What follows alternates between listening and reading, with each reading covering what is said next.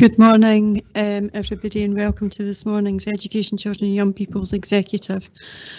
As this is the first meeting since the passing of Queen Elizabeth, I would ask people if we could stand and have a minute's silence just in recognition and respect.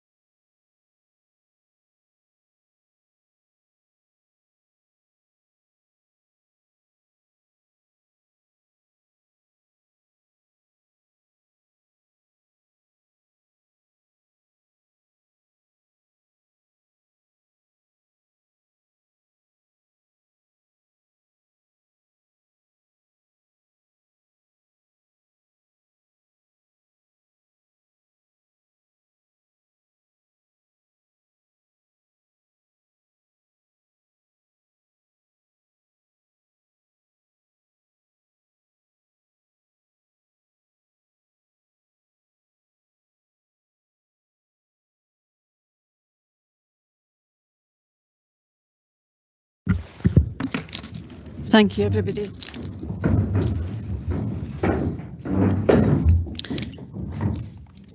If we can now move into this morning's agenda, and do we have any apologies?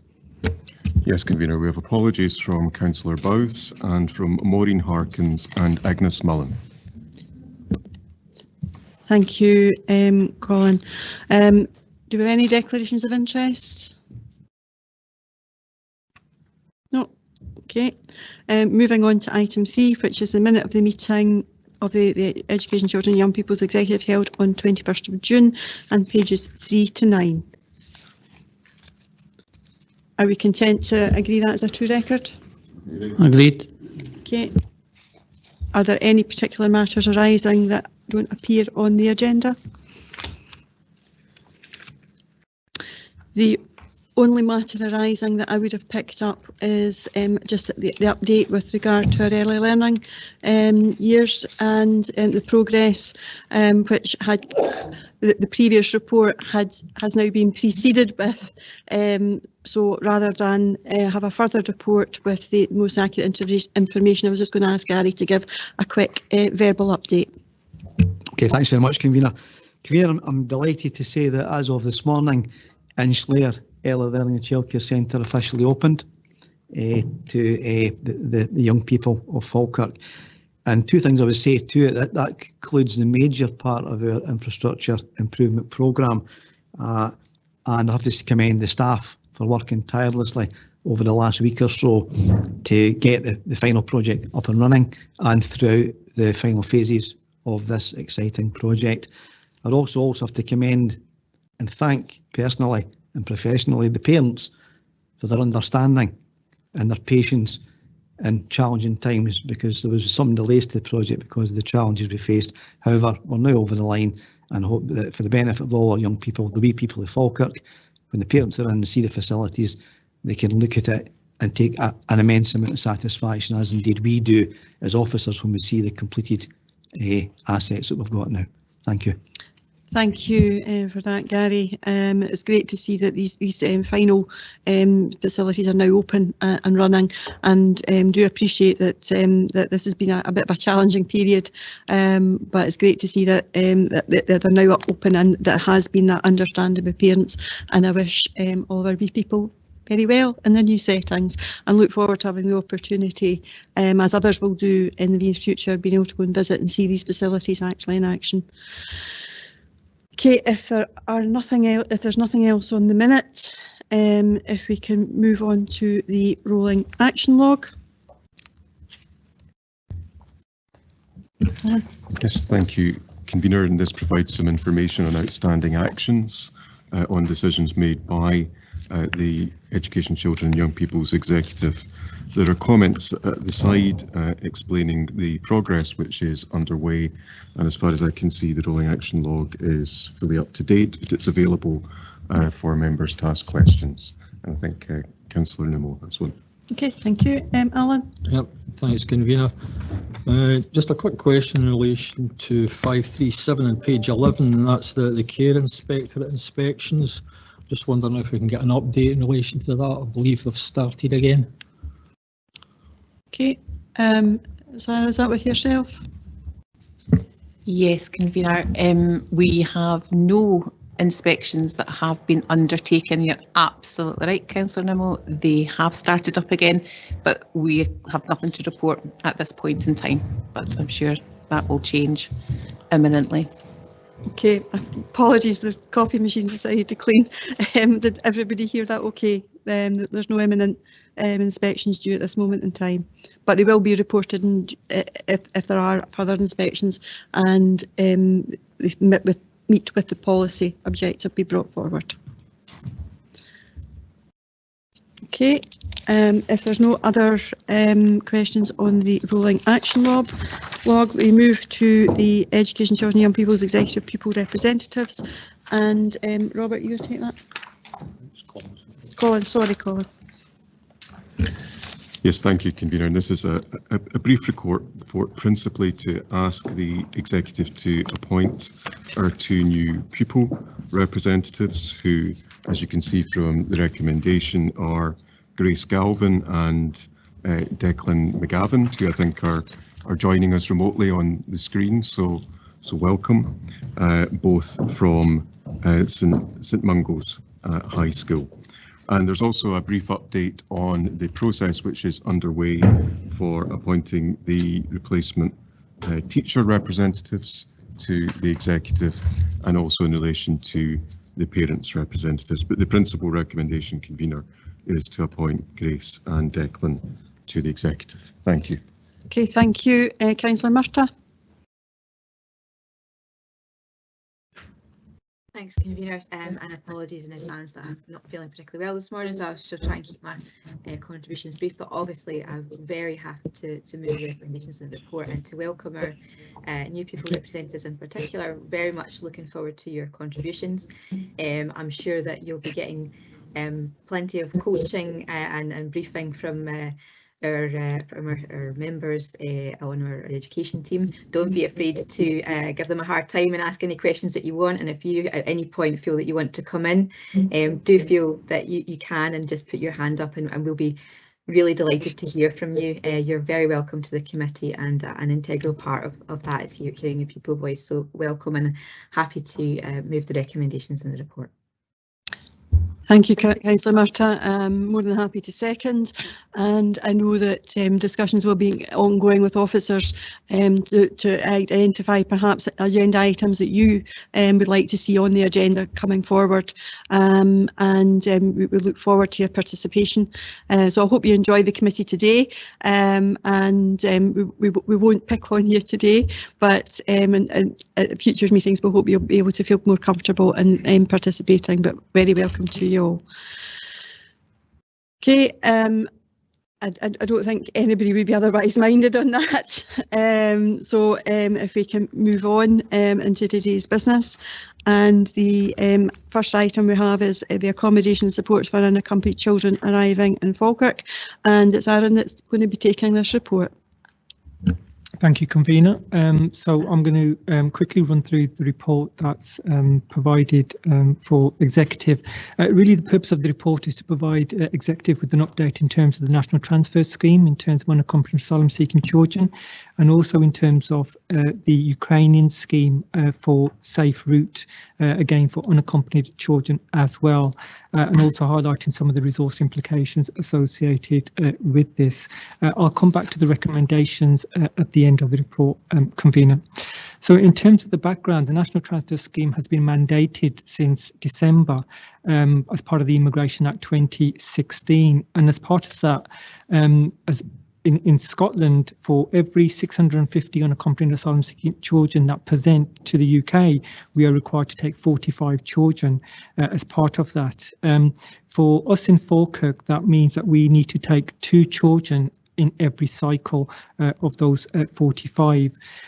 What the National Transfer Scheme is effectively is the dispersal of those young people from effectively from the Port of Dover across the United Kingdom. We can't choose the number of placements that we take. These are already predetermined in terms of our local population of young people. We can't decide when we take a placement. It will depend on how quick the cycle goes round. And also there are strict timescales in terms of when those placements need to be made. Up until now, we have offered 6 placements to young people under the National Transfer Scheme. It's really difficult to predict what those numbers are going to look like moving forward.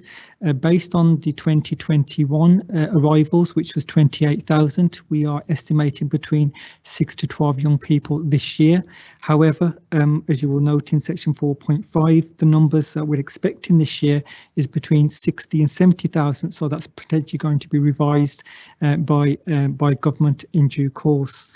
In addition to that, there was the announcement on the 22nd of June in relation to the accompanied children from Ukraine who would now be able to arrive via a sponsor scheme. The early indications we have is that there are 944 young people who have applied for the Homes for Ukrainians scheme, for whom there is no current legal safe route to do so. This will allow those young people to receive visas to travel to the UK. There are a number of considerations that are associated with the report, predominantly around some of the kind of changes that have come very recently, as you'll see in section 5.1, where we received a letter from the Minister of Safe and Legal Migration about changes to the quicker distribution of young people arriving unaccompanied into the UK. In particular, they want to ensure that no young people are housed in hotel accommodation, and on the back of that, they are looking for changes to be made to the scheme as it stands at the moment. So with the pressures that are currently on at the moment down south, local authorities are now being given 5 days notice to place young people when they are notified. And in addition to that, they're also changing the formula in terms of the distribution. At the moment, the threshold sits at 0.07 for young people in local authorities. That is changing to 0.1, which means that they will be this doesn't effectively apply to Falkirk because we haven't reached our 0.07 or nowhere near that, but for other local authorities, for example, Glasgow and Edinburgh, who are near that 0.07, it means that their threshold has been increased to 0.1, so they are required to take young people as they transfer throughout the UK. The national government has also provided short-term funding for those placements that are made within 5 days. They are offering an additional £2,000 only for the first 3 months for those successful placements that happen. We clearly have a legal and moral duty to provide safe and appropriate accommodation to young people who have travelled for safe passage to the UK. Likewise, for Ukrainian young people, where their sponsor arrangements haven't materialised, we will have a responsibility as local authority to look to provide them with accommodation as well.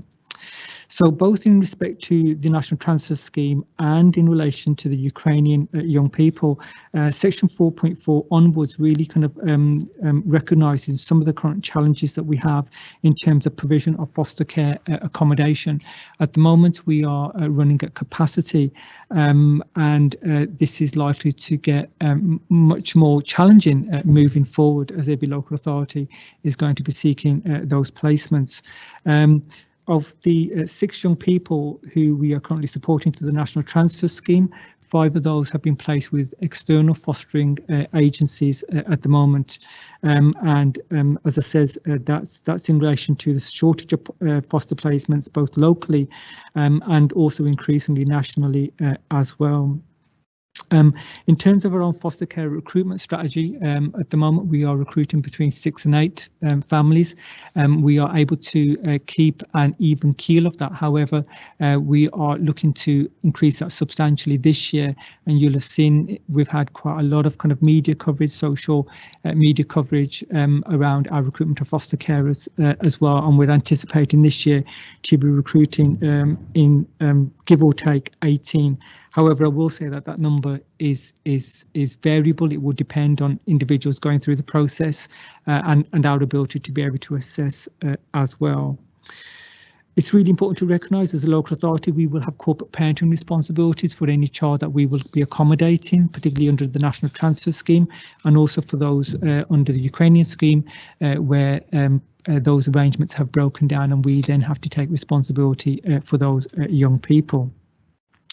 In terms of Section 6, again, we've already spoken about the challenges around the foster placements, around the potential competition from every local authority that will be seeking these placements up and down the country, which is going to put pressure on the system.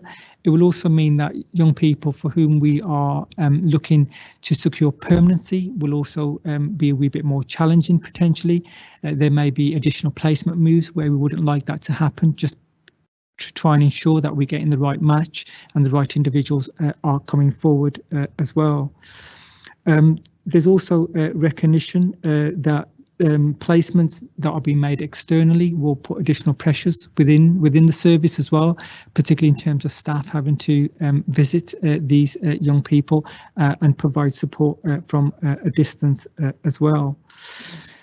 We also recognise that young people are required support from a social worker, but also a right to education, and we need to be liaising with our partners, not just locally, but also in other local authority departments as well, to ensure that that's happening, and that we've got the appropriate checks and balances in place to ensure that those young people are supported as well. We also recognise that young people through the National Transfer Scheme are potentially going to be experiencing some type of trauma as well, so it's important that our staff and our supports from colleagues in NHS are there as well to provide that support as well.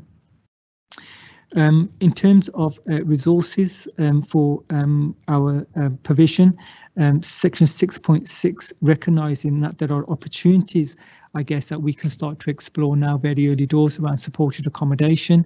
Section 6.7 identifies the work that we've done previously around our closer to home strategy for steps to success, about how we can look to provide additional supports for young people that don't require the intensive support but require a step down support. There is also a gap as well around supported lodgings as well, and something we are keen to explore as well. That's been explored in other local authorities and has success, and that's something I think that we would want to capitalise on as well. In terms of the Ukrainian unaccompanied minors, we recognise that there are going to be 2 cohorts of schemes that are going to be coming forward. In terms of cohort 1, are for those young people who are travelling with or joining an adult relative in the UK. And cohort 2 is when those young people are arriving or travelling independently to a sponsor where there is no connection. In both of those instances, it's really important that there's contact made with the parents throughout that whole arrangement to ensure that they are kept in the loop in terms of what's happening in relation to their child. Again, the potential trauma that these young people have experienced through the experience of war, but also travel and I suppose loss of parents and carers. The supports in terms of school counselling and CALMS has been identified by government. Section 7 talks about the financial implications. In terms of the National Transfer Scheme, it's noted that we receive a fee of £143 per night for young people. We are able to square off the arrangements we have with private fostering arrangements. We're able to break even on that, what we receive.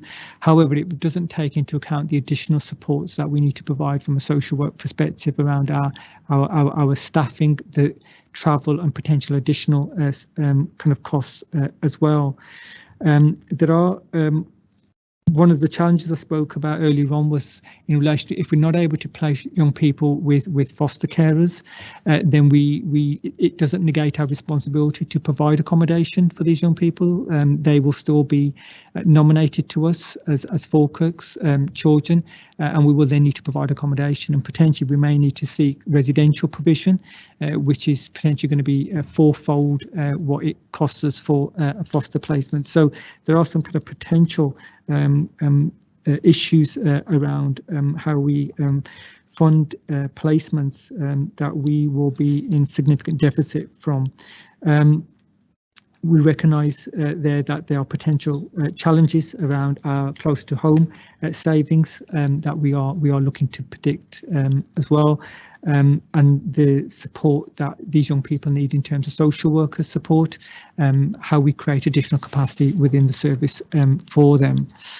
In terms of the Ukrainian minors, we recognise we will receive, the local authority receives £10,500 per sponsor. That is accepted. It doesn't account for the sponsoring assessments that we do, only for those where it's been accepted. And in addition to that, the sponsor themselves will receive £350, although that's not likely to be enough, and there may be some pressures within our Section 22 budgets around that. In terms of fostering assessments, we will also require to undertake 6 weekly visits for those young people as well in those arrangements, just to make sure that they are well supported and cared for. And we recognise that we'll need additional resource because our fostering service doesn't have additional capacity at this point in time. So it's really important to recognise that where hosting arrangements break down for those young people from Ukraine, whilst there may be an opportunity to look at alternative sponsors, if that's not the case, then we will need to accommodate them as corporate parents. A note there that whilst there will be a one-off payment of £64,000, that won't be ongoing, it will be a one-off payment. So I suppose concluding, the report highlights some of the implications around the National Transfer Scheme and the Ukraine Unaccompanied Minors scheme that is coming into fruition, and also importantly to look to see how we can create capacity within our existing close to home strategy, which focuses on additional supported accommodation and developments as a priority. So just kind of coming back to the recommendations. Recommendations are really to note the implications associated with the National Transfer Scheme, our responsibilities undertaking assessments in relation to private fostering arrangements, and also to agree the service to start to explore additional supported accommodation for care experienced young people. Thank you, Convener. Thank you, Aaron, for that. I'll go to Councillor Colley. Thank you. I just want to say a few things about this. Obviously, I welcome the report coming forward and the description of the process, services and the developments required to support unaccompanied children and young people. In the last term, this council agreed that we would be part of the rota voluntarily. It was the right thing to do then, and it continues to be the right thing to do. Worldwide, about 36.5 million children have been displaced as a consequence of conflict and violence at the end of 2021. The Children's Society estimates that worldwide there are over 13 million child refugees. Many of those are seeking asylum or refuge will have experienced traumatic events and losses. This might include exposure to violence, separation from family members, fleeing impending war, and being exposed to many more adversities than I can possibly imagine. Recent analysis by UNICEF found that 28% of identified victims of trafficking globally are children. War and displacement by natural disaster increases risk for unaccompanied children. Most recently on our television screens, we have seen war and terror in Afghanistan, where more than 2 million people have fled the country to escape Taliban rule. I will never forget watching their desperation to escape to safety by grasping onto the wheels of aeroplanes. Many more are displaced internally, and the country itself is facing famine and ongoing insecurity. Would not you want your child to escape this? And we have watched the war in Ukraine as people flee the country. UNICEF estimated that in 1 month of war in Ukraine led to the displacement of 4.3 million children, more than half of the country's estimated 7.5 million children. We may not yet know the scale of children separated from families, but we've shown across our communities how much we wanted to help and continue to do so. And we cannot forget natural disaster and climate change. Most recently, close to 8 million people have been displaced in Pakistan, including many hundreds of thousands who sought refuge from Afghanistan. It is one of many such events across the world where climate change is bringing famine, flooding, and other extreme natural disasters, and increasing numbers seeking help and support and the chance to build a new life. There are clearly challenges in providing the right support and in funding to ensure that across the piece we can deliver the right support to children coming to our district. Notwithstanding those challenges, I'm extremely proud of the work that has been done to date, and the commitment of our staff, partners, fosterers and communities have shown to helping these children and young people build a new life here in Falkirk District, where we can support them to feel safe, thrive and meet their aspirations. So I've got no hesitation in proposing the recommendations of the report and hope this committee as a whole will continue its support of this fine work. Thank you. Thank you, Fiona.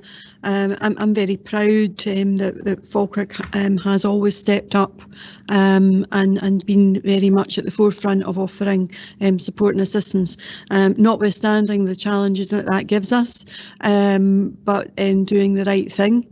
I think we have a very good model of supported accommodation for young people that was developed in conjunction with those young people, one that we can look to replicate, that could be a potential solution for some of our young people going forward, and indeed a lasting legacy to develop our closer to home strategy. So I think it's the right way to go.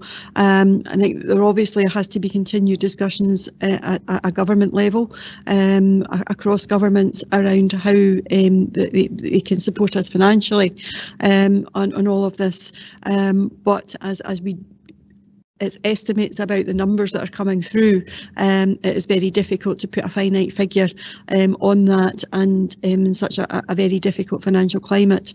But I'm confident that we are doing our best and doing everything we can to help support and accommodate and allow some of those that have been traumatised to be relocated to come and live in Falkirk as our guests. Hopefully one day they'll be able to go home to their own country, but while they're here we want to make them feel as welcome as possible.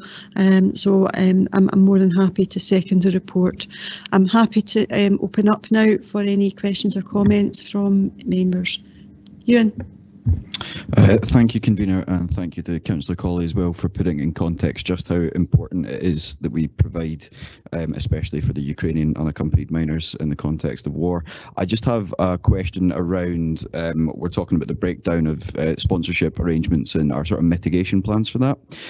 Just what support we're perhaps offering to sponsors to prevent the breakdown of those arrangements. There's obviously a lot in the report, and quite rightly, about making sure that we're monitoring properly and abiding by our responsibilities in that regard.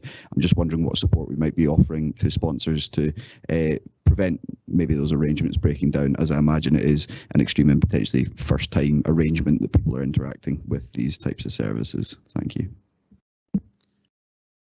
Aaron, could I ask you to bring the microphone just a wee bit closer to yourself? You're a wee bit quiet.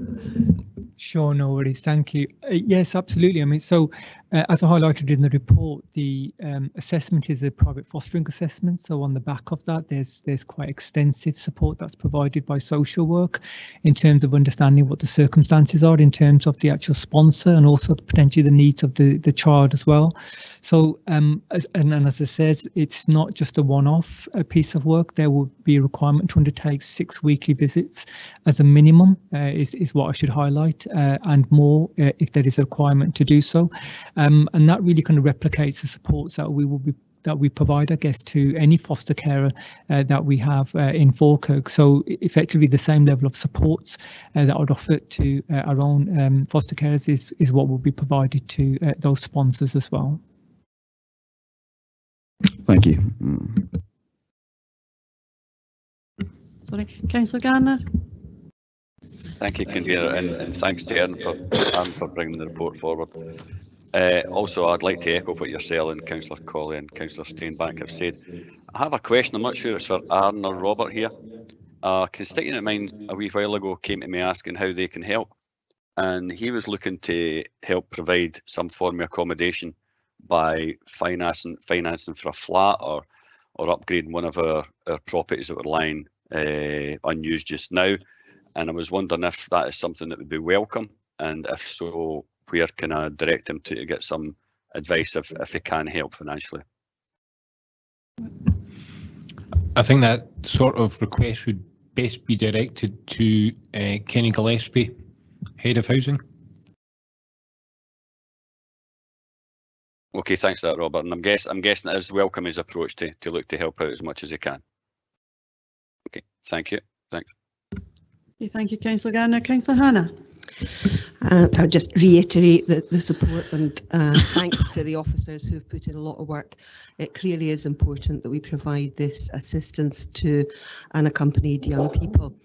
And I would also like to reiterate the comments of the convener about the importance of ensuring that in doing so, we're keeping a close check on the costs of it and ensuring that we are pressurising the UK and Scottish Government to get the appropriate support for those costs. One thing that's not covered in the report, and I'm not sure whether it should be or if it is covered somewhere else, is the additional learning support needs, because I'm assuming that these young people, as well as having social work support needs and psychological support needs, will also have additional learning support needs, and there's no mention in the report about the issue there. It maybe is covered somewhere else. Okay, thanks, Anne. Sarah, do you want to take that? The learning needs will be very individual, as you would absolutely expect. So schools will be working really closely with young people, with their carers, with social work where appropriate. And I think our schools are really becoming quite familiar and quite expert in terms of being able to support young people who are coming from various different backgrounds and having various different experiences. But the importance really is the team that sits around the child and making sure that we're giving them the full support that they require and planning looking forward as well as the right now in terms of what their requirements are. But we're certainly supporting young people with language requirements and needs, just as much as we're making sure that we're looking after the needs to be able to support carers, to be able to communicate with young people, and lots of kind of creative examples are coming forward about how everybody's managing to get over those hoops and barriers. But you're right, learning is of critical importance. The health needs are of critical importance, the basic safety and care. We are finding that we have examples of young people being so incredibly resilient too in terms of their experiences and a real determination to learn. That is a really key factor. The majority of young people who come are just really excited about learning and want to just be absorbed in any way that they can. Thank you. Okay, Paul.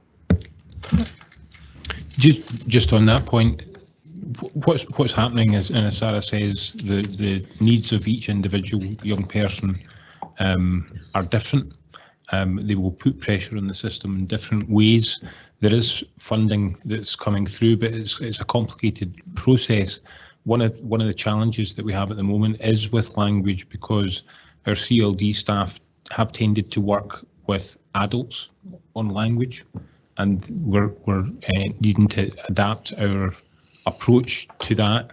And maybe Gary wants to say a little bit more about CLD colleagues and the challenges that they are facing with Ukrainian refugees.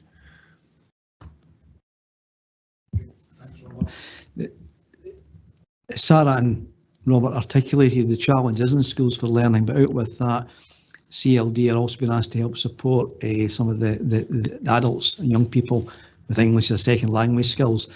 So they have secured some funding from the money the council's already got, and they're trying to recruit some volunteers and some staff just now to help extend the skills that they have got to help support the Ukrainian families and children as they go through some of the challenges that they face with the services we've got in the Falkirk area just now. Indeed, there's a council bid for some funding that's been completed just now as part of the UK Home Office requirements that Children's Services have been feeding into the council corporate completion of that grant claim just now. So hopefully at the next meeting, if there is any update, we can give it then in terms of attracting welcomed external funding for this, because there certainly will be ongoing needs that we'll need to meet and accommodate, as Robert and Sarah have articulated. Thank you. Thank you. Okay, I now have a number of people wanting to come in. So I've got John, I've got Michael, I've got James, and I've got Alan. So if we go to John, who's on screen. Yes, thanks. I think just the first thing's sort of already been asked and answered. I do think that obviously bringing these young people into Falkirk is a fantastic thing. It's really good to see that we're supporting the wider world in these situations. My thing comes from the support that's going to be needed in schools and making sure that we're properly funded at a service that's already a little bit stretched for people coming in with additional language needs and things like that. It's just to make sure that our teacher colleagues are properly supported in that, and that that they don't feel as though they're not doing these young people a disservice when they're in the schools, which I know that they're trying to battle through and getting the support in where needed. However, it's just making sure that obviously if there's funding coming, then that's going to be great. But I think just to be minded that the service is already a little bit stretched, and adding more capacity would obviously relieve that slightly. I think is something to look forward to for the future. But just to put my comments in there, thank you. Thank you, John, for those comments. I'll go to Michael Rollo.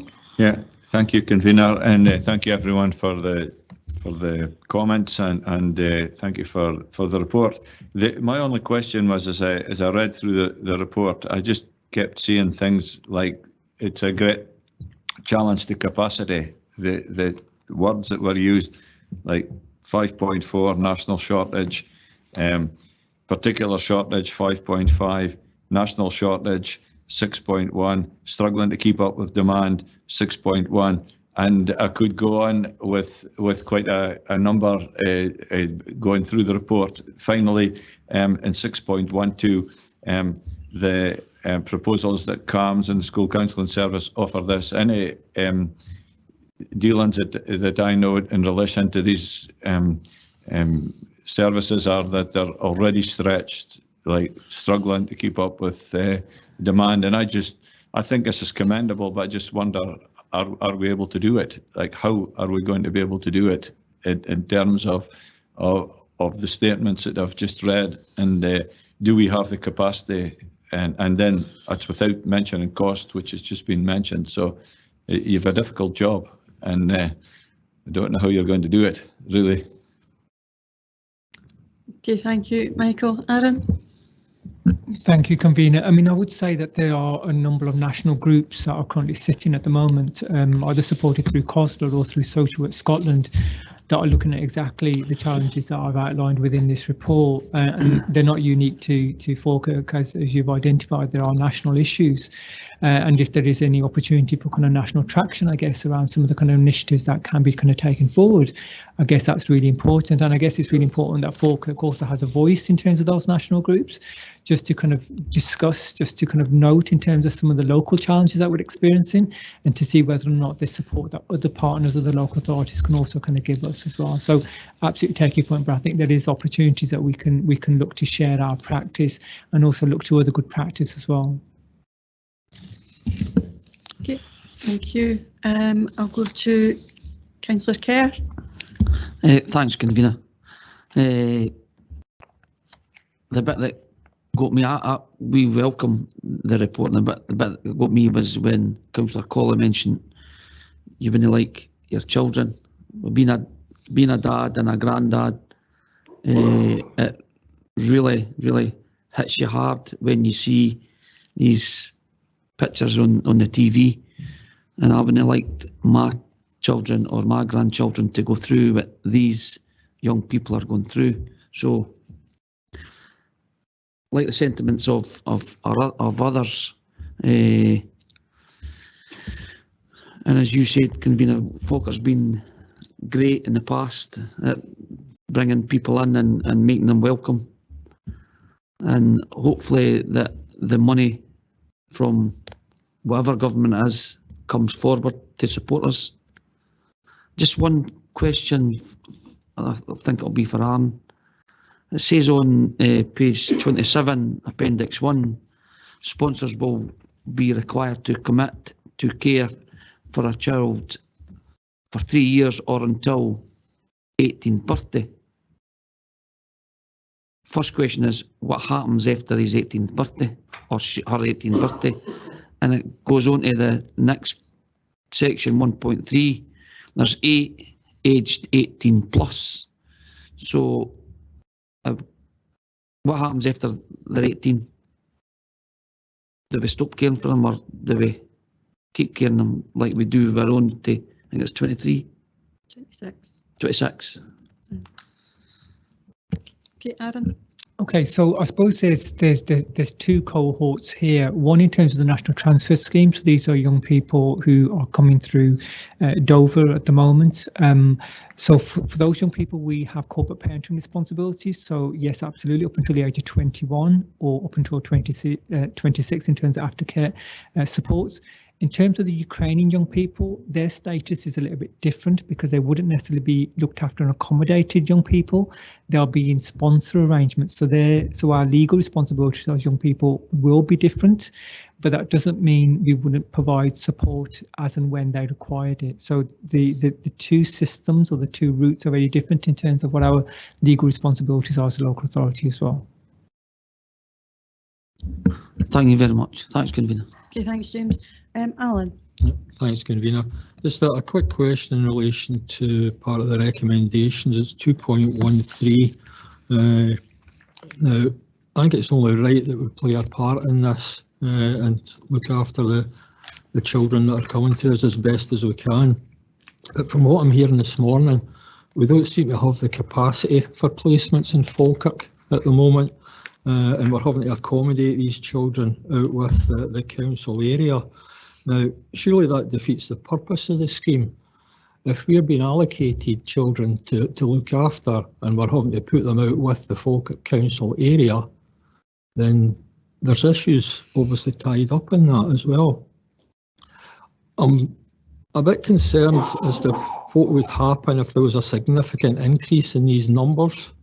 I know in the recommendation you're asking us to agree to explore options for additional supported accommodation, but we don't seem to have any of that in place at the moment. So what are we actually looking for? Okay, Aaron. Thank you. Okay, so I suppose in terms of your first point, in terms of those kind of fostering private arrangements where young people are potentially being looked after with the Falkirk area, I would say that happens already at the moment for some young people. It just depends on the availability of resources and what their needs are at that point in time. So I would say that practice has been in existence for a considerable amount of time. What we are looking to do, as I said within the report, in terms of increasing our own internal fostering capacity, as you'll have seen in the media, in terms of recruitment, additional coverage around what our responsibilities are and what we want to do, and have an ambition, I guess, as a local authority moving forward. In terms of the supported accommodation arrangements, you absolutely note we do have a suite of options available for young people who are leaving care. What we do know is that the young people who are leaving receiving care who are coming from the National Transfer Scheme have a very different profile. And I guess what we're trying to get to a position of is ensuring that the supports or the ongoing supports that they receive is commensurate to their need. So it's not about saying that these young people require the intensity of the support that we currently provide, but if there's a hybrid or a step down model, I guess that can be provided at a much reduced cost, then I think that's really important that we look to explore that at the first opportunity. Thanks very much for the explanation. Okay, so it was really based on the assessment of individuals' needs, and we will look to provide a suite of delivery options and be able to meet those needs, and that is really no different to what we do with our own at this time, and I think that is an important point to make, that we would not want to treat our guests any differently from the way we would treat our own. Okay. If there are no other questions, are we happy to agree the report?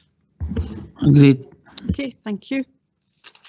Moving on to item 7, which is the initial response team pilot, and it's with Sarah. Thank you, Convener. I'm pleased to bring this report to you today. At Education, Children and Young People Executive on the 14th of September 2021, it was agreed that consideration of the future of the initial response team would come forward in a report in the second quarter of 22-23. The recommendations to Executive today are listed at section 2.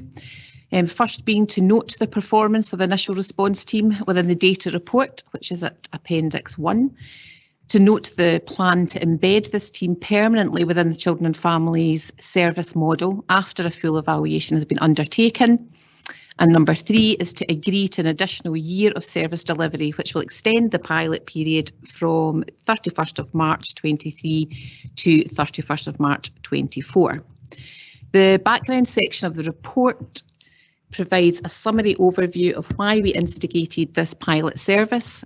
The reasons being that in early 2019, the Children and Family Social Work Service identified that too many children and young people who'd been referred to the service for the first time were subject to long wait times. At that point, 6 locality-based Children and Family Social Work teams were providing both long-term interventions to families as well as responding to new referrals. This was leading to delays in decision making, and following a learning review, these issues were recognised as an area of significant risk. So an independent review of practice was commissioned to help us understand fully what the issues were and to provide options for improvement. Key findings of this review highlighted the need to provide greater consistency in screening and response to referrals, improved accessibility and responsiveness, and more robust, holistic and thorough assessments.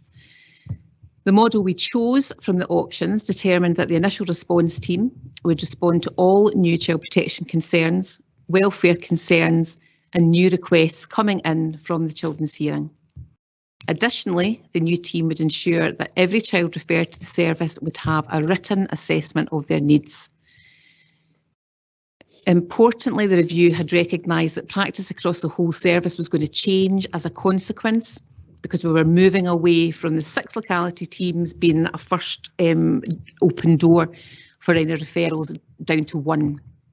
So it was decided that given the extent of the service transformation, this should be taken forward as a pilot. This would allow close data monitoring to support necessary tweaks as it was developing and to mitigate any risks that may arise as an unintended consequence. So the IRT became one of the key milestones within the Best Practice in Child Protection project, and that was a really important enabler project within the Closer to Home strategy. The initial response team became operational as a 22-month pilot on the 23rd of June in 2021, and it's due to conclude in March 2023. The initial response team is the first port of call for our partner agencies and for members of the public. This is where they come to alert us to any and all child protection and child welfare concerns about a child living in the Falkirk area. Those concerns range from children being at risk of immediate and significant harm to issues like failing to attend school or health appointments. Concerns might relate to unborn babies or young people up to 18. How we respond in this role determines how our service is perceived by others, and it shapes the relationships that we make with both our partner agencies and the children and families we work with. As you would expect, people want timely responses. At Para 4.2, we notify you that when the initial response team became operational, they began responding to all new referrals to service, and that freed up the locality teams to clear the backlog of the unassessed referrals. It meant that there was no longer children or young people and families waiting lengthy periods of time for initial assessment, which had been the practice for some time. The initial response team has effective operating systems in place where experienced senior staff screen all the referrals, ensuring nothing is missed during office hours Monday to Friday. Referrals are screened on the day of receipt and are prioritised based on level of need. Demand and need for the service is presented at Para 4.7 and also 5.1, and Appendix 1 illustrates the points that are made via the type of data that we routinely collect in relation to the IRT. The initial response team was initiated during COVID-19 pandemic, which, as you all know, has had a really profound impact on the level of need in our communities.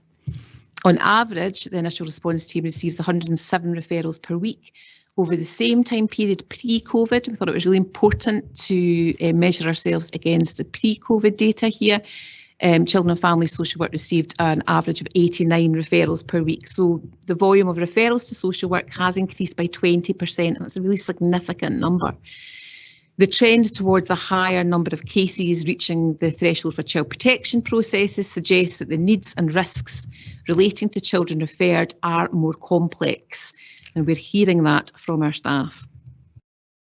With the cost of living crisis predicted to worsen over coming months, it is expected that the level of referrals are going to continue to increase. Our families are under building pressure and they're looking to us for support. Some of the pressures as a result of demand are noted at 5.2 and 5.3. We find that the pressure in the locality teams means that the initial response team are holding on to cases longer than we had planned when we had developed the initial response team. We also find that the activity of the team is almost entirely dominated by child protection, well, our response to child protection concerns and crisis referrals. The impact of limited capacity is outlined at Para 5.3. The team is having to close cases at an earlier stage of intervention and assessment than would be optimum to sustain the progress being made. This has in part contributed to a growing trend towards cases being re-referred back into the service. The promise, as we know, challenges us to continue to provide support to families for as long as they need it. Section 7 highlights the financial implications. The IRT was funded for 22 months with 4 social workers redeployed from within the service, and we added 4 social workers, a team manager and a senior worker, and utilised early years funding. To allow for a full and thorough evaluation of the initial response team to be undertaken, it's proposed that an additional year be added to the timeline, and this additional year would be funded by COVID reserves.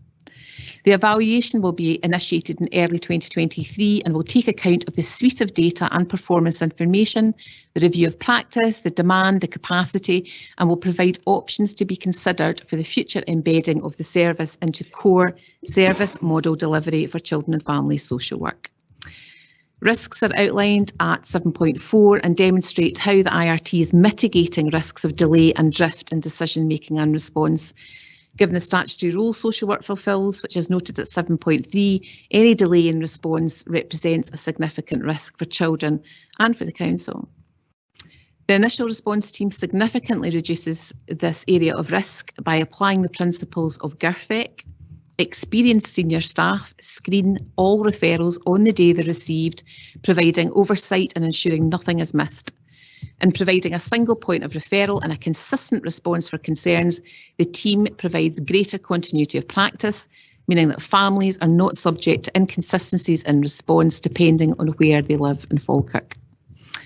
By way of conclusion, convener, as a result of the efficacy of the model being considered to make a significant difference to children and families, it is the view of officers that this service should become core to social work service model.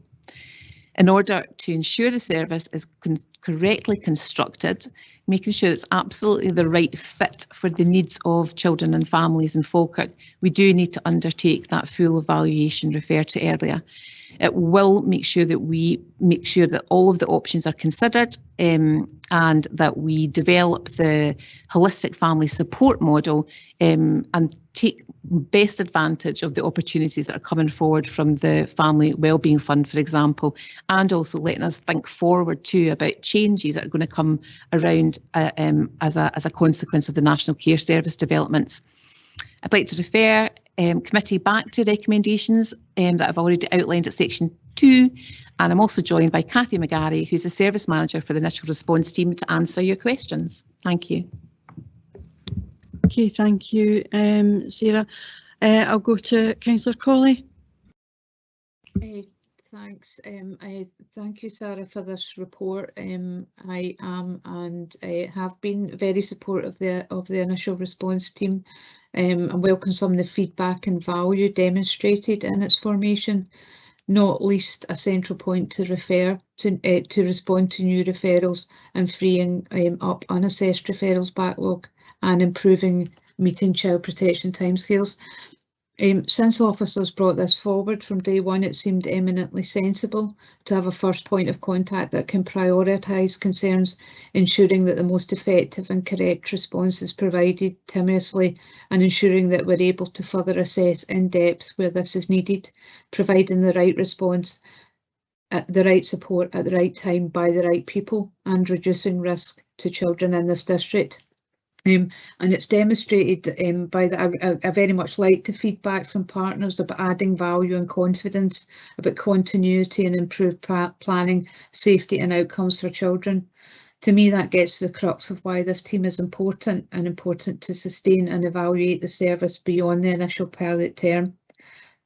Obviously, the areas that Sarah has raised around capacity and around looking at very much what that needs to look like moving forward, and whether it's the current level of staffing, for example, is sufficient.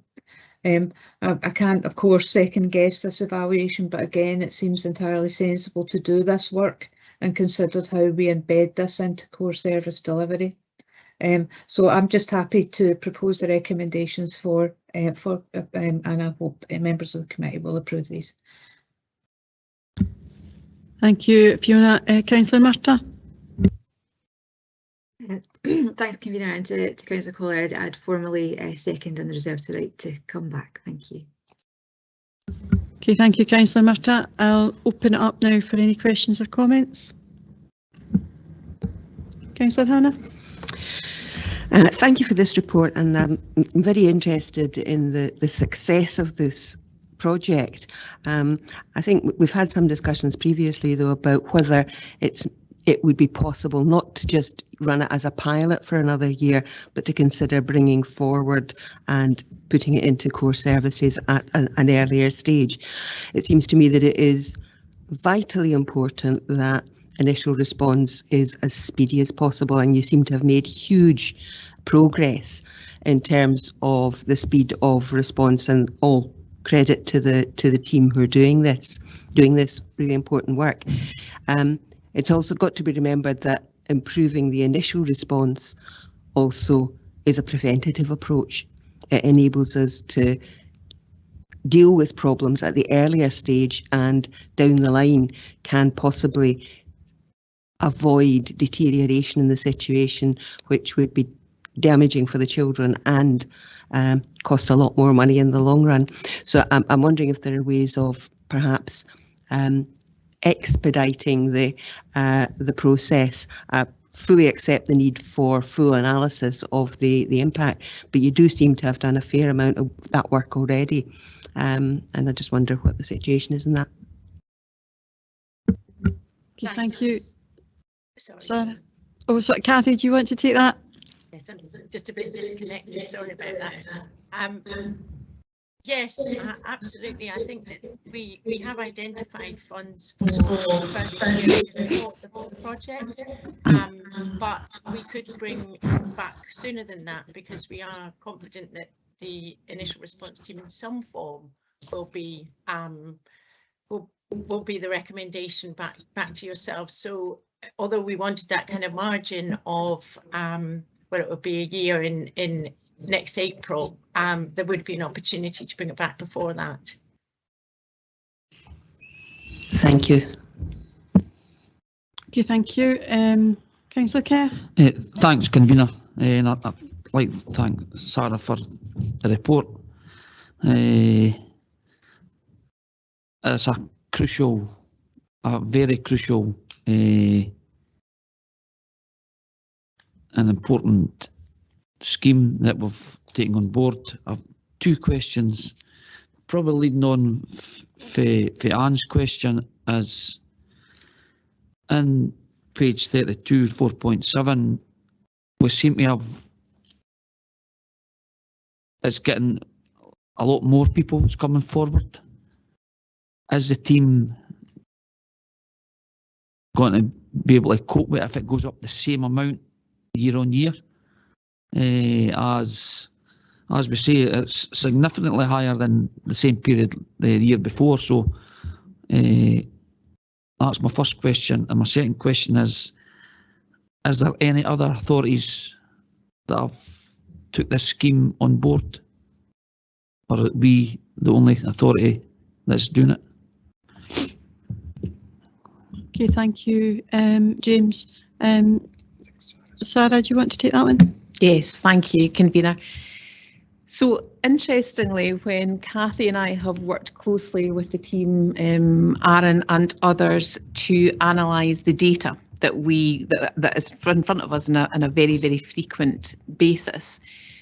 Interestingly, when we developed the team shape, and so when I talked about the fact that we've got 8 social workers, a senior worker and a team manager, there was some real care taken to determine that we wanted this project absolutely to be a success when we even built it as a pilot. We really knew that this could make a really significant difference for Falkirk's children and families. So we did take some really good care to try and understand what capacity the team would require to be able to do the job that we anticipated to be able to do. They are under tremendous pressure. And what we've understood, supported by the data, is that tremendous pressure has come from the 20%. So the 20% additional referrals is actually seriously impacting on the capacity we put together for the team. If we didn't have the 20% increase in referrals, actually the size of the team, we would have been very pleased with ourselves, because we would have thought we did that really, we actually managed to put that together really, really well. But it's that increased capacity and the sustained increased capacity that is really impacting. So the team was very specifically to support schools who were looking for support and advice. It was to be able to intervene at the earliest of stages, to be able to divert children and families from statutory services. And those are the things that we want to make sure that we're able to do. And those are the things currently with the demand we're not getting to. So when I say in the report that the focus really is on child protection, that is subsuming the activity of the team.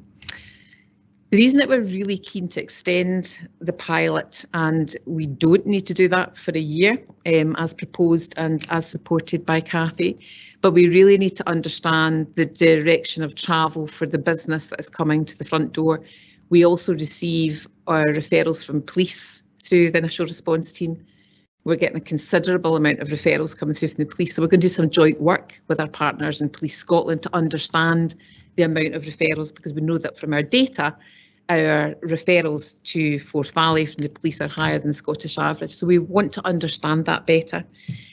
So this additional time will allow us to do that. And we'll be able to make recommendations whether we need to flex the team up or whether we need to take a different approach. But just to give assurance, we are keeping a really close eye on what the pressures and capacity, what that looks like. So hopefully that's helpful. And I'm happy to move on to the second point that Councillor Kerr raised in terms of other local authorities. So very recently we have started just some scoping to see who else across Scotland has a team like this. So we've been looking with interest at the team in East Renfrewshire Council, for example. So they have an established team that operates in this way. And interestingly, they've just had their joint inspection, and the team was certainly credited within that inspection in terms of the difference that it has made. So it is successful elsewhere. So success for us and clearly replicated in other areas. But it will be interesting for us within this additional evaluation period to understand who else is doing this, what can we learn from others, and soon we'll be in a position where we'll be able to share our good practice too, hopefully. Thank you very much. Thanks for that. Was the reason I was actually asking, because if people are doing it and they're doing something better or something that would help us, so thanks. I think there's a lot of places watching Falkirk and what we're actually doing, and there's areas that we are leading in, but that doesn't stop us from learning from others. And I think just being able to network and share experiences with others is really important. And wherever possible, let's not reinvent the wheel. Pick on what others' good practice is. Okay, I've got Michael, and then I've got Councillor Bundy. Thank you, Convener, and thank you, Sarah, for a great report and for all that's been done. I think it's fantastic. Just picking up on what Councillor Kerr said and what I read in the report is, do we know why the figures are going up the way they are? Is that because there's a greater awareness, because you're doing a good job, because people now know that there's a first point of contact and that they can go there? Do we know why it's happening? Is it COVID related? Is it likely to continue to go like that? My question is, do we know? Thank you. We certainly know where our referrals are coming from, and Cathy may wish to contribute to this answer in terms of her detailed work directly with the team. You've really answered the question yourself. Really, those referrals are coming from everywhere that you have described. So we were, when the service was initially developed, we actually had the team manager in place just before we obviously wanted her to be very involved with recruiting the workers to the team. And we wanted to make sure that everybody was aware of the service. So we actually very strategically started the service just at the start of school holidays, because we wanted the team to develop a little before the schools came back and they were informed of this service, because obviously it was really, really important that people knew we had a different arrangement in place, and this was where the referrals were to be received. So it has been popular by its own design, in terms of it's been developed to be a supportive service, and people and the contact details have been shared, and the job of the team is to ensure that we're answering the emails and the calls that come into the service. So wherever you go, that you can get a good punctual response, it will be a very popular service, and has proved that. Without doubt, we know from our own evidence and data and comparing against national data that the impact of increasing demand and complexity has been seen right across Scotland. We're seeing in terms of our early years establishments in our schools, the impact that lockdown has had on children and young people. They've had such tremendous pressure in terms of their experiences over that period. So we have much to do in terms of the early intervention and with children and young people who have just really been struggling. We often talk in the team about those families that were just coping, and really COVID has impacted on them really, really significantly. So lots and lots of worries around children and young people, and people bringing those worries and concerns to the place at an early stage. And it's just really important that we've got capacity right across our system, because it's not all about social work. It is so much more about our partners and what they contribute, and much of the work of the team is about signposting children and families on. Very graphic, really trying to bring that to life through this team. So Kathy may wish to add more, but hopefully that's a helpful answer to your question. Okay, Kathy, do you want to add anything? Well, just to say really that there's no sense so far that the increase in referrals, these are referrals that wouldn't have come into social work otherwise. It does feel and appear to be more about genuine need. But the other thing, obviously we are only just past a year through, and whether or not that need will continue to increase or whether we've reached a kind of new normal, only time will really tell us that. It's not increasing month on month, and what we tend to see across referrals into social work is that we always used to get a bit of an ebb and flow with a bit of a tail off during school holidays because of education partners not making as many referrals during that time. We haven't seen that over the last year. We've seen a much more consistent rate of response, and it has tended to sit at that 20% higher than what it was previously. So hopefully it's not on a going up and up and up, but like I say, it's really early to tell that. And the extra kind of year of looking at the data will help us to see what's a blip and what's a trend. Okay, thanks for that, Kathy. Okay, James. Thank you, convener. It's again on the increase in the referral, and you, Sarah, you mentioned that this can be seen in a national trend, and I think it is important for data analysis to see how much is down to the scheme and the raising of awareness, and how much is it to national trend. So, is there any data that you could share, maybe if it's after the meeting, that shows the national trend, so we can see if Falkirk's beating the national trend and seeing if that could be an explaining if this scheme is working better than the national schemes. Thank you. Okay, thanks, Sarah.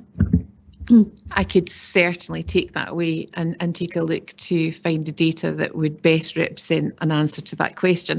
It is a question that we have asked of ourselves. It's been an interesting one between Kathy and myself in terms of, has the team created some of that demand just by its sheer existence and its newness and its responsiveness? But Kathy is really clear, and in some of our last answer, I think they covered that when we're looking in detail at the referrals that are coming through, they are the right referrals that would be coming regardless. But certainly we could take a look to see what national data you would be able to find of interest that could support an answer to that query. Thank you. Okay, thank you, folks. If there are no further questions or comments, I'll be happy to agree the report. Okay, thank you. Okay, if people don't mind, we're going to take just a very short 5-minute comfort break. It's a bit chilly in this room, so it might be the opportunity for people just to move the blood around. I think there is coffee available if anybody does require a hot drink, but just 5 minutes, please.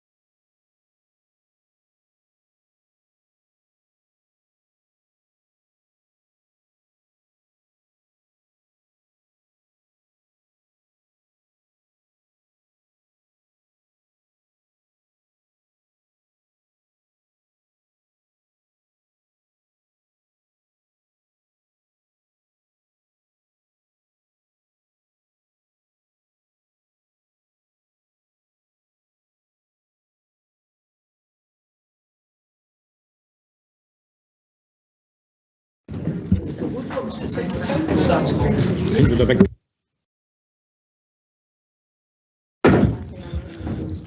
folks, can we come back to committee, please?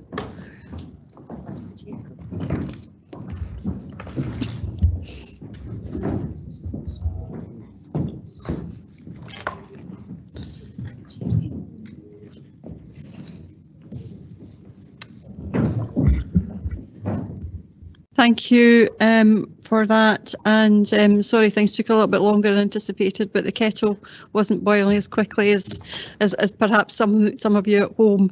We'll move on to item 8, which is now our learning estate strategy, and Gary Greenhorn is going to take us through the report. Okay, thanks very much, convener. I bring this report to the executive table with great pleasure. Section 1.1 outlines the purpose of the report, and I can't stress this is a report that's been co-created by both Children's Services and Place Services.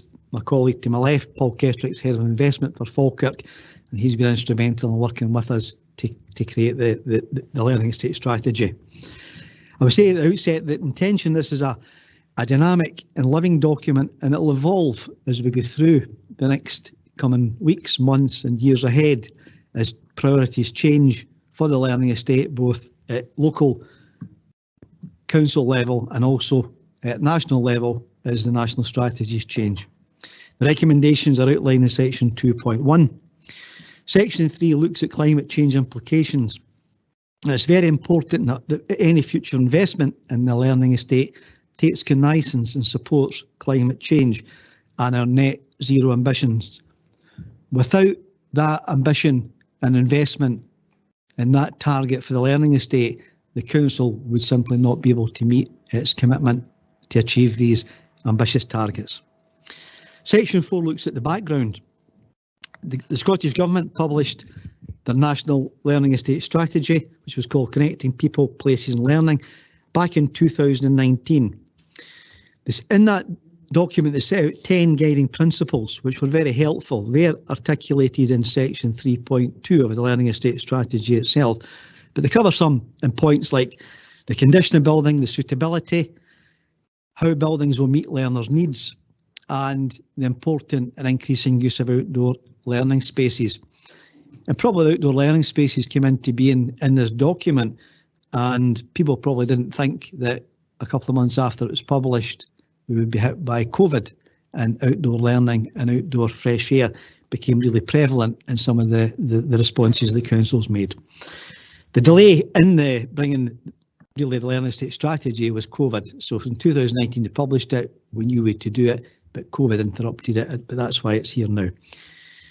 Section 4.3 outlines also that having a learning estate strategy is a prerequisite of any future bids that the council want to make to the Scottish Government's ambitious learning estate investment programme, phase 3. In terms of section 5, it looks at some considerations. It looks at the focus on the key elements of the learning estate strategy. The focus here extends very much beyond the schools use. It looks at the use for communities, trying to increase footfall where we possibly can, trying to integrate some of our public services and some of the assets and establishments that we've got as we go ahead and we invest more in the learning estate. And it also confirms the need of the learning estate in meeting, as I said earlier, on the climate change targets. Section 5.2 outlines some of the 7 key sections that the learning estate strategy covers. Very important in 5.3, it outlines the link that the learning estate strategy has with our own important learning estate management plan. For those of you who may be new to the committee, the learning estate management plan is an annual report that we put through the council every year.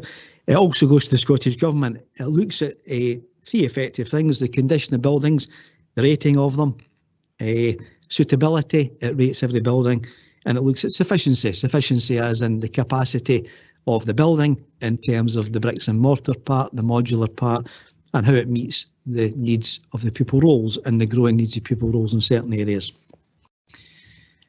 It also, in the learning estate management plan, it also looks back and says, here's the areas of work that we've improved in the last year, and it picks up those schools that maybe fall into a condition rating that would be below A or B, and it highlights how we would intend to carry out investment in the coming year ahead to improve those condition or suitability ratings.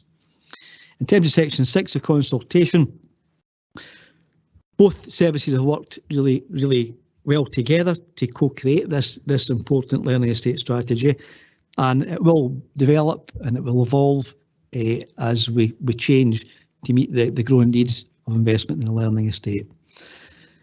In terms of section 7.5, sustainability and environmental impact, it's very important that any investment that we do also make sure that we meet our targets for energy efficiency.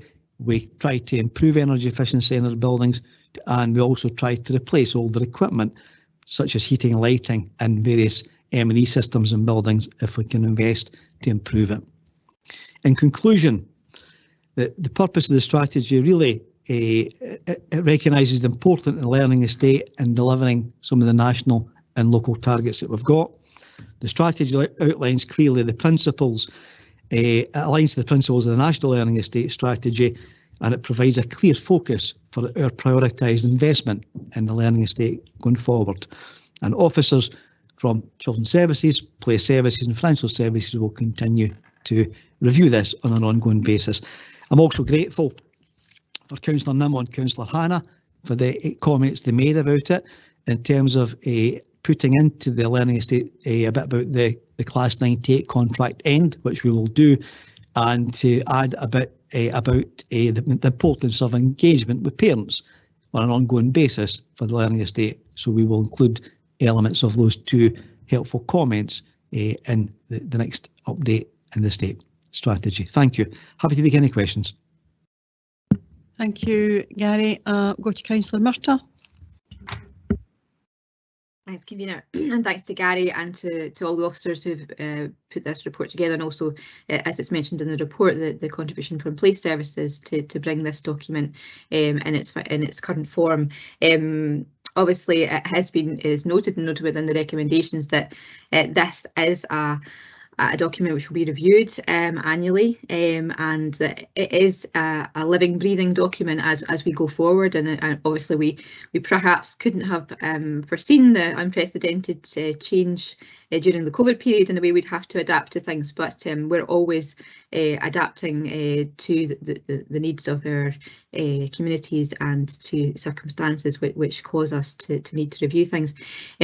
I think that it's important to note, I mean, particularly on the climate change aspirations and obligations, not just of those buildings related to education, but as a council overall, how important this learning estate strategy is to achieving across the whole estate and across our whole council, the aspirations that we have. And so I'm really pleased that it's come forward today, and unfortunately it had to be delayed due to COVID, but it's good that we have it in its first iteration here.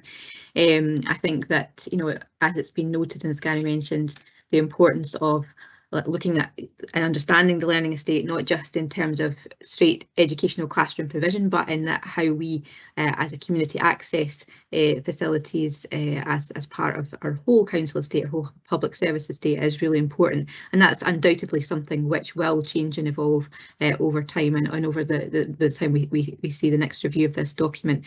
I don't want to say too much further other than to repeat my thanks to officers for the work that they've had in bringing this forward. And also, as Gary noted, it's always constructive to have additional comments from other members, and I also thank Councillor Patterson for having met with me prior to committee some time ago because of the delay, but so that we could discuss things in a collegiate way going forward as well, in order to make sure that we're bringing things to committee in the way we've discussed together, and hopefully that will reflect on what we all agreed yesterday in our promising to do our best and work together nicely as good children, I think the Minister was asking us to do. So hopefully we've already got a head start on that, so thank you. Thank you, Councillor Murtagh. I am going to second the report formally, and just highlight that we have an obligation to provide the best possible learning environment for young people, and this is quite critical to be able to do that, and the learning estate strategy will then help us to be able to determine our priorities for investment within our school estate going forward, and not just in the physical school estate, but the wider aspects that are related to that. So it's good that we have the strategy. It is a strategy, and that will now have to be taken into its next format in order to be able to determine our priorities and indeed our plans going forward. Those plans have always been there, but I think that this helps to inform much better than it has in the past. It's been a wee bit more ad hoc in the past, but I think this gives us a clear way forward, and looking at how we can make sure that everybody has equality of opportunity of that clear learning environment. So on that, I will now open it up for any questions or comments. Councillor Hannah. I would just reiterate the support for the hard work that has gone into the development of this report, and it obviously considerably complicated by the COVID pandemic. So thank you very much for this, and I think it is extremely useful. I have one small kind of concern about the direction. I fully accept the need for us to ensure that our schools are used as well as possible, that there's no downtime, that we try and increase footfall. But I'm also aware that we have to have cognizance of the fact that there has been a situation in Scotland in the past, and there have been situations in other countries in the past where people have come into schools and done things that were not very pleasant. So I do think that the development of this strategy has to quite highly ensure that we are protecting our children as well, that we are ensuring that the buildings are safe and secure for our children, and that while we're encouraging greater use of the buildings by the community as a whole, we're not introducing risk. I think it is a long time ago since Dunblane, and I just want to make sure that people don't forget about it, because I think those of us who have seen what happened there would not like to see anything similar ever again. Okay, thank you, Councillor Hannah. Robert, do you want to respond? Just to say, Councillor Hannah's right that the safety of children remains a top priority in terms of access and egress from buildings. Post the tragic events of 1996, Falkirk Council, like all others, instituted arrangements whereby there are entrance bubbles in all of our schools. There are closely monitored use of fire exits, both in our primary and our secondary estate, and the recent expansion of early years has included in the design the relevant safety aspects that you're referring to. But you're absolutely right, our learning estate strategy going forward, particularly if we are in the future going to be designing schools that are not just schools but are providing additional community facilities, we need to engineer into the design of those buildings safe access egress points for all users of the buildings. Thank you. Okay, thank you, Robert. I've got Councillor Kerr and Councillor Nimmo. Just a quick question for Gary on page 52. The 75 facilities that we have, and I didn't need to answer the new Gary can get back to me. How many of the buildings are over 50-year-old? I can certainly come back to you, Councillor Kerr, with that information. We do have it, so it's not an issue. Thank you. Okay, thank you. Alan. Yep, thanks, Convener. Robert, thanks for the report, and Gary, thanks for the run through. A question just in relation to the table on page 55, and it's under the technical heading. Revised building standard regulations, do all our education buildings comply with that at the moment, in particular our high schools, because obviously they're due to transfer over in 2025. the net zero and low carbon requirements, how do our buildings figure in this? Do we still have a lot of substantial works to do to comply with this? Okay, thanks so much, Councillor Nimmo.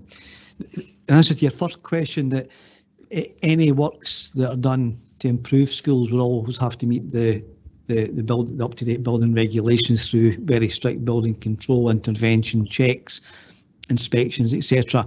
And that's one of the reasons that I said earlier on this morning that Inslair Early Learning Childcare Centre was just opened today, and it was because of building control inspections that made sure that the required works were done on site to make it as safe as possible for children. So on an ongoing basis, any work that's done has to comply with the relevant building regulations. That being said, there's always challenge going forward with any change to the building regulations to make sure that our learning estate is brought up to date. And that's why we have the investment in the learning estate, where there is national changes from the technical side. Paul and his team would give us advice on where we need to do, what change we need to make. And if that's informed, it helps us prioritise investment in the learning estate. Second question is around the net zero low carbon requirements. And again, we're at the infancy or the lower end of the learning curve, would have to say, working in children's services with this one, because we're all just learning about what the aims and ambitions we have going forward for this. Nonetheless, we all know that any investment that we make in the learning estate has to take cognizance of that and make sure that any investment we make sure it improves the energy efficiency and also moves towards these net zero and low carbon requirements. I think there's another part to your question that is around the Class 98 contract ending August 2025. And again, we're working behind the scenes very hard to make sure that as part of that contract end, all the required checks on buildings, both from a structural and an internal part, are done to make sure that when the handover happens, the buildings are in a reasonable condition, safe for all to use them going forward. Okay, thanks for the update, Gary. Okay, thanks, Councillor Nimmo. Councillor Bundy. Thank you, Convener. On page 62, Core Fact 2 talks about the condition of the school estate and gives a ranking system of A, B, C and D. Would it, after the meeting, would it be possible for members of the committee to get a breakdown of the current school estate according to that system? Absolutely, and just to say that we publish that annually. It goes in the information bulletin annually, but I'm happy to circulate the current up-to-date condition suitability ratings to members of the committee. Thank you. Okay, thank you. I see no further hands. Therefore, we're content to agree. Oh, sorry, James. No, agreed. All right, okay, right, okay. Okay, happy to agree the report. Thank you. Okay, moving on to our final item, which is the SQA Attainment in Falkirk Secondary Schools 2022, and Robert Naylor is going to take us through the report. Thank you, Convener. This report is on the outcome of the SQA examinations that took place in May and early June of this year. We bring a report every September on the SQA attainment.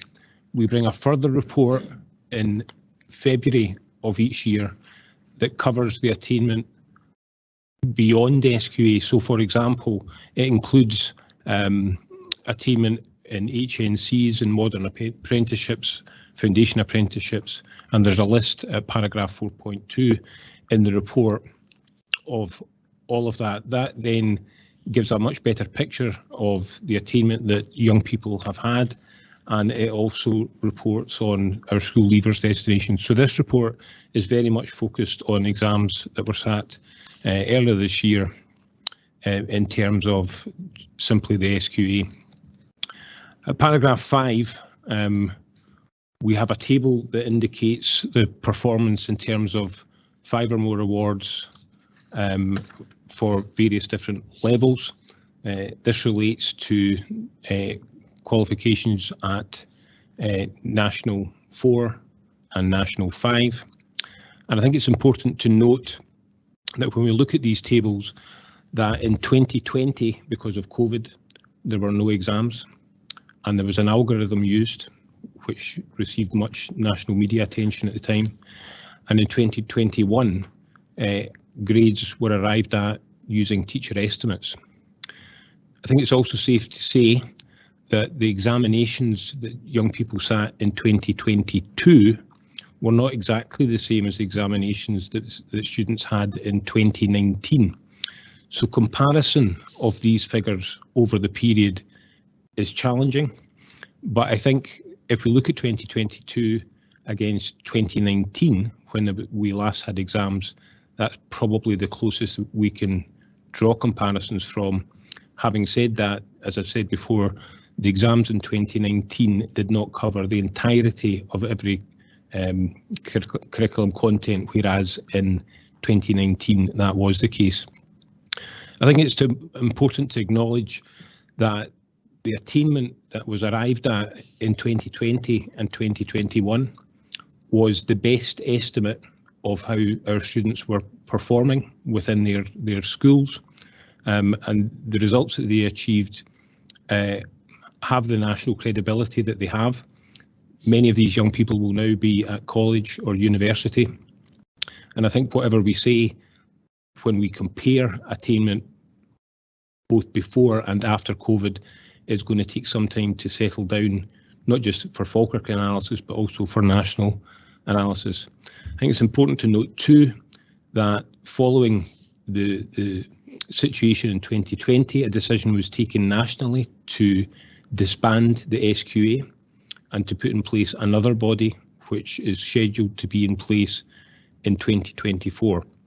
So I think it's likely that the examinations in 2023 will not be exactly the same as examinations in 2022, and then we will have something yet different, I presume, in 2024.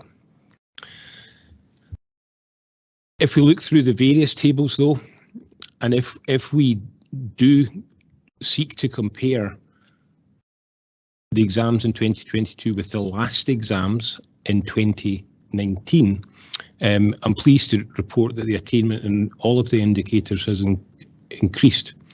So this is testament to the work not just of our students, but the support they've had from their parents and the support that they've had from our teachers to make sure that we continue to be driving up attainment across Falkirk's secondary schools. I don't propose to go through all of the tables one by one, but happy to take any questions from members. But just before I do that, I think I would draw your attention to paragraph. I've just jumped over it. Paragraph 5.4, which details the work that my colleagues sitting beside me, Rona J, and her team do following the publication of the results, in that they have meetings with each of our secondary schools, senior management teams, where they analyse the performance within individual schools. They look at subject areas, subject departments, where results have been particularly good or where there has been a decline, and provide the support and challenge necessary to make sure that anything that isn't going particularly well is back on track for the next session. So happy to take any questions. Thank you. Thank you, Robert. Councillor Murtagh. Thanks, Convener, and thanks. Sorry, I was getting a bit of an echo there. Thanks for the outlining the report. I think that what's really important to just pick up on what Robert ended on there, in terms of the actions which this report and these results now instigate, and have already obviously instigated since their publication, to go and to use the tracking data that we have, not just in secondary schools, but to look at, you know, how we've tracked the progress and expectations for each individual child over time, and where there are patterns and interventions which we can look at to try to assist with it where we do find not abnormalities, but situations which we can positively assist with. It's a really important part of the report, and I think really key. As you've heard, we will get another report which looks at the wider positive destination and other metrics, not just the exam results, which will come back to us in the spring, which will be able to get a much fuller picture. And this is very much an interim snapshot, just purely on results. I want to go back to the discussion which was being outlined there on the sort of comparisons of the different years, and Robert outlined the kind of different circumstances in which since 2019 our students and our teachers and our parents have all experienced over that time where we've gone through COVID.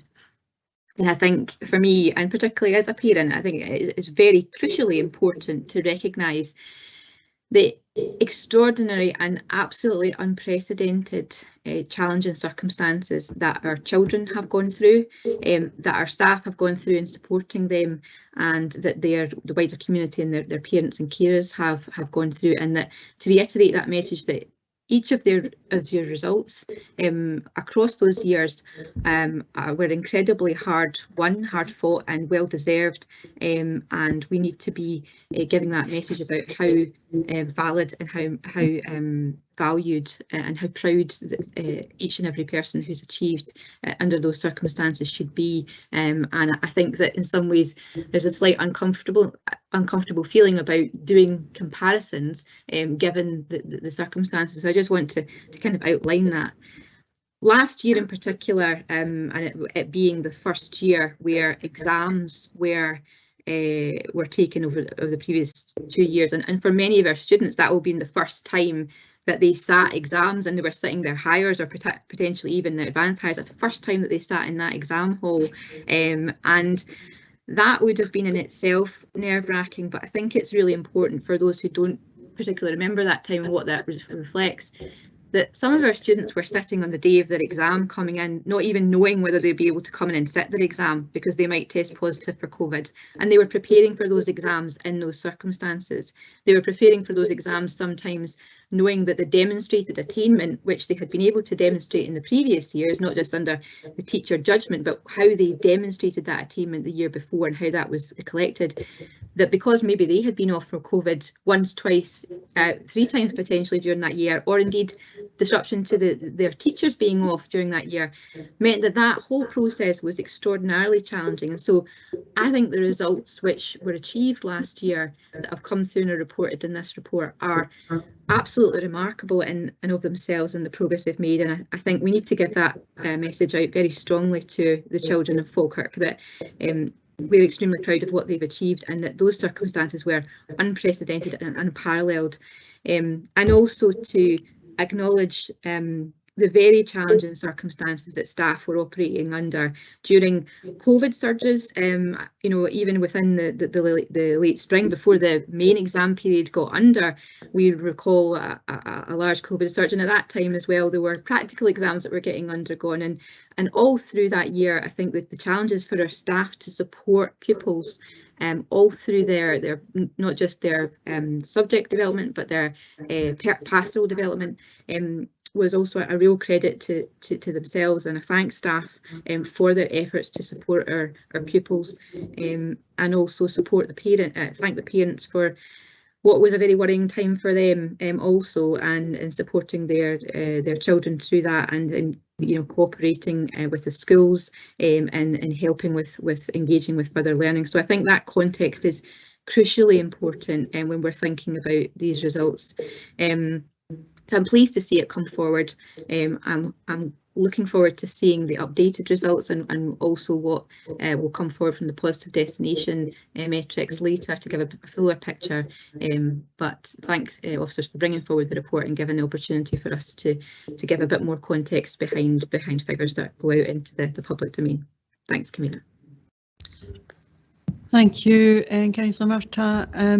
As has been said, we've got a snapshot historically. Once we have seen the bigger picture and seen the additional results from those that have participated in other forms of accreditation, we've seen further increases in our attainment. But as has been said, I think the fact that our young people, teachers, families have been through a difficult time, to have had the outcomes we've had. It's been really positive. So I'm more than happy to second the report, and I'll open it up, and I have Ewan and then Councillor Hannah. Thank you, Convener, and I'd like to echo your and Councillor Murtaugh's remarks. The hard work of our young people over the last 2 years has been astounding, that they have managed to continue to attain, continue to push forward and go on to positive destinations in life, even under the most difficult circumstances. Unimaginable from my own recent schooling experience, to have to endure that and come out the other side and be able to go on to university experiences. The strength of our young people in Falkirk truly shows that the future of our town is in good hands. And also I'd just like to thank the officers, especially for orientating me around some of the sort of statistical elements of this and allowing me to sort of understand where it's coming from. I'd like to note something that is I would say a good thing to note, which is in the 3 or more awards at SCQF level 6, higher or better, at the end of 6 year. It is good to see that that number has retained at 50% or over, especially as that is the level in which university or most forms of higher education, further education, can be accessed by the young people of Falkirk, and it would be good to see that number stay as high and continue to develop. As Robert sort of alluded to, the algorithm has led to a situation, and especially the last years of disruption under COVID, where we are going to have to keep an even closer eye, I believe, on supporting young people, making sure that they are orientated towards the best destination for them, and not necessarily what they might be pushed for or what would be most useful for other people, but what is best for them. And I would say that this is a great opportunity, especially as we're coming sort of out of the pandemic, to make sure that our education system and the way we are supporting young people through these examinations is focused and well done. And it is really good to see that we do have school representatives, so that even though my schooling experience might have been more recent, it's definitely good to get the modern view from the ground, knowing the changes that have happened since COVID. And yeah, thank you. Thank you, Ewan. Just to give a little bit of warning, I'm going to ask Declan and Grace for their thoughts, but I'll bring Councillor Hannah in first, but it gives you a little bit of thinking time, so you're not sort of kind of caught short. Okay, Councillor Hannah. Yeah, I'd like to just reiterate some of the things that are being said. I won't just repeat them though. But certainly we have to commend the parents, the pupils, the teachers who worked their socks off during those 2 very, very difficult years. And although young people during those 2 years did not do exams, they were being rigidly tested in other ways. And I think we have to be very, very clear about saying those young people had huge challenges. They were rigidly tested, and we have to recognise how well they did, because overall the trend, if you just look at the figures, there's always year-on-year variations, no matter whether it's the same process or not, but overall the trend is good and is positive, and I think we should be giving the credit to everybody who was involved. We also need to remember that although hopefully the worst of the COVID problems are over, the young people who are still at school and still doing exams and still being tested have had significant impact on their schooling over those 2 years, and that's going to continue. That impact's going to continue over a number of years, and we need to keep a very close eye on that to ensure that we're supporting those young people as best we can. I'm really pleased to note that you're going to be bringing forward more statistics as well about the non-SQA awards, because I think it's very, very important that we recognise SQA awards are extremely important for those young people for whom that is the right route. There are a lot of other directions young people can take, and there are a lot of other awards that are equally as important for those who have a different approach and a different interest in where they want to go. The other thing that I welcome is beginning to look at the destinations, because at the end of the day, it's not just about what score somebody got. It's about whether that qualification actually gave them the skills, the abilities to move on and go into, whether it's university, further education, whether it's apprenticeships, whether it's other sorts of training, or whether it's directly into a job. I think we need to look at those destinations and be clear about ensuring that we see where those young people are going. And it's particularly important following on the 2 COVID years that we continue to do that. So thank you very much for the report, to all the officers who've been involved in the creation of it, and I look forward to the report in spring giving us a little more. Okay, thank you, Councillor Hannah. I'll go to Councillor Kerr, and then I'll hand over to Declan and Grace for a few comments about their experiences. Thanks, Convener. And like other people, I welcome the report. Can I just ask Robert a couple of questions? Do these figures take into account the pupil challenges for their marks?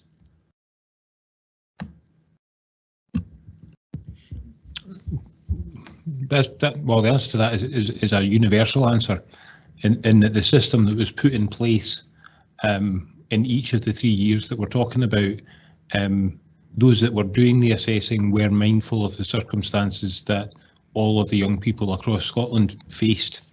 And I think what's important is that the same metric was applied in all cases across the council, across the various councils, and there was significant moderation work went on, particularly in 2020 and 2021, to make sure that, particularly in 2021, when the results were based on estimates from teachers, that there was internal moderation both at school, local authority, regional improvement collaborative level, to make sure that the assessment of a teacher for a particular qualification in Falkirk was comparable to that assessment being done by a teacher in Aberdeen for the same subject. So there was a lot of debate and guidance and discussion about the system that went forward in that year in particular, to make sure that we had as much consistency across the country as possible.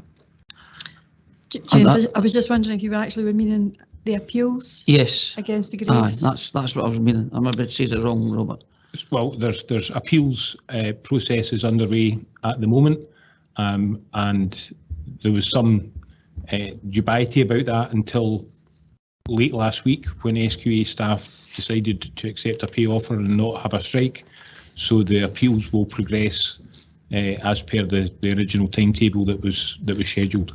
All I'm asking is, are they numbers taken into account? No, these numbers are pre-appeal. Right, okay. Sorry. Right, that's fine. We got there. And like everybody else, that's the pupils who have sat their exams this year, that'll be the first time they'll have sat an exam.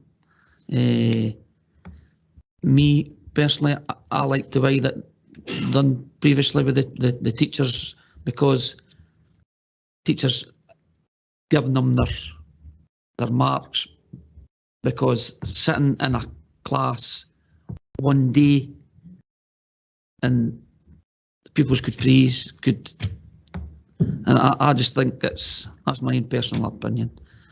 I think it was better for the pupils the last 2 years. I think regarding on page 69, I don't know if it's Robert or Gary, we spoke a while ago when we put the iPads out about pens. Do we provide pens for the pupils? Because I was at St Mungo's PTA the other night there, and the science department put a bid in for pens, because they've went paperless, complete paperless. The full science block has went paperless. I don't know if that would, I don't know who was going to answer that. Are we providing pens, or are we not providing pens, or is it some, because we did speak about it at the very start, Okay, thanks, Councillor Kerr. Just to say that if there is a need to provide pens in the schools and pupils don't have any, the schools will provide them in terms of the funding that they've got. Again, if you mentioned, I didn't mean 8 pens, eh? I mean for their iPads. They'll need that. If they need them, the schools will provide them. Yes, we've got to accept that sometimes there's the loss of the pens that are used with the iPads, but schools do have supplies of them, and they've got funds to make sure that they can be replenished. So if anyone needs them, they would get them. Right, okay. Thank you very much, Gary. Thanks, Robert. Thanks, Convener. Okay, before I bring in Councillor Bunty, Councillor Nimmo, I'll go to Grace and Declan. You guys, probably the first year you've sat exams, and just wondered about what your experience has been and what your thoughts are. So yeah, so this was our first year setting exams, and they were our higher exams. So it was quite difficult with the sort of jumping between Nat 5 and higher. It was also quite a change from our Nat 5s were based on our teachers' predicted grades, which was assessed throughout the year, but it was quite a big change just having the one big test at the end of the year, which was quite stressful. I feel like also like teacher time off due to COVID and absences and the having to catch up perhaps like affected people's end grade. And I feel like as pupils, I feel like a lot of people worked better in like the COVID environment with like the regular ongoing assessment compared to the one main exam, which causes a lot of anxiety and stress. And I feel like also it would probably boost like engagement within school, and like probably less days off if there's ongoing assessment, because people are going to try harder throughout the year instead of just cramming in that one for that one exam. Yeah. Okay, thanks very much for that. I think that kind of chimes with a lot of the views in the room here as well, and I'm sure there'll be many like you, and hopefully that will be fed into whatever then evolves from the new SQA or whatever it's going to be called going forward. But thanks for that. I'll go to Councillor Bundy and then to Councillor Nimmo. Thank you, Convener. Councillor Hannah mentioned that the statistics show a positive trend, particularly between 2019 and 2022, though Robert did say that there is some differences in the exams that we have to take into account. But I was wondering if the Council will be doing any analysis of that data to find out what is behind the increase, and if there's any good practices to be found that we can continue, and if so, will that research be shared with the committee? Thank you. Invite my colleague Rona J to give you perhaps a bit more detail on that type of activity. Thank you. Okay, thank you for your question. We look at data from every possible angle, and although we do an analysis of this data now, we started working with our secondary schools in December about the incoming predictions for attainment way back then. Because of the pandemic and your own point, and also yours, Councillor Hannah, about the impact of the pandemic for years to come, we're starting that analysis of our data in nursery, and we're recognising now that we have a whole raft of children coming through with developmental delay in their communication. So starting from 3 years old, we're looking at the acquisition of early vocabulary and through that learning pathway all the way through. And one of the reasons that Falkirk has consistently had an improvement in our attainment data in both the broad general education and senior phase is because of the rigour behind our attainment analysis. And unlike other councils during the pandemic, we kept gathering our data. So the broad general education lifts for primary 1, 4, 7 and S3, we kept doing that. This year, in recognition of the impact of the pandemic on particular year groups, we're gathering it from primary 3 and 4, primary 6 and 7 and S2 and 3 as well, so that we're catching these year groups that have been most affected and most disrupted by the pandemic. And in terms of analysing the full picture of data, we're currently setting stretch aims for, and we're including all of our SCQF qualifications in that, not just the nationals. And you'll have that information in the report that comes to you in November, which is part of our service improvement plan. There'll be an appendix there of our stretch aims and why we're doing the ambitious things that we're doing there. And that's comparing quintile 1 and quintile 5. So those children who are in the lowest decile and those children who are in the upper decile, we know exactly where our gaps are. We know them by child, by department, by school, and all schools have that information to compare by cluster, by neighbourhood group.